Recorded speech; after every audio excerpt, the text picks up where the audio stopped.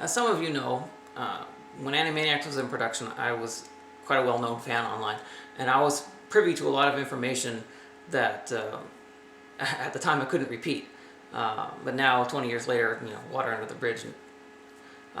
One of the things that I learned concerned the episode Babblin Bijou, which is one of the episodes that was designed to look like it was made in 1930. Well, one of the effects to make it seem old was that it was originally designed to have an actual recording from 1929.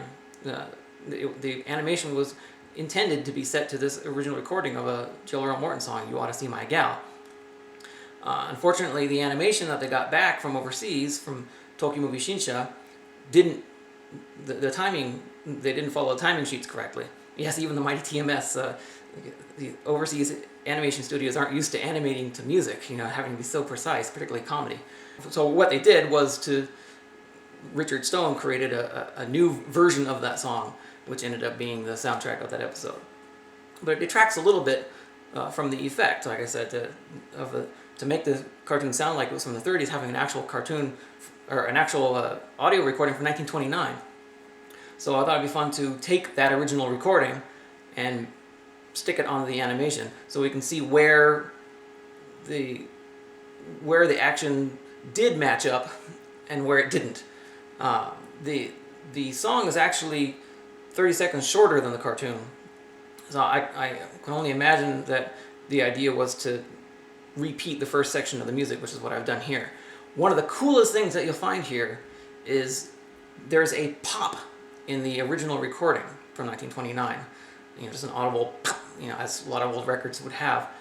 And in the animation, that actually synchronizes with when Yakko is riding on Agnes Ayres, I forget what her name is. He's riding her like a horse, and he hits a polo ball. And the pop on the original 1929 recording actually was synchronized to have, or that action was synchronized to that. That was completely lost in the final version of the cartoon. Sort of like in the Monkey song, and if you look at my video where I matched the original recording to the Animaniacs animation, you hear Harry Belafonte say "on the corner" right as Dr. Scratching rounds the corner and goes up as he climbs a ladder. So that was kind of interesting. So here we go.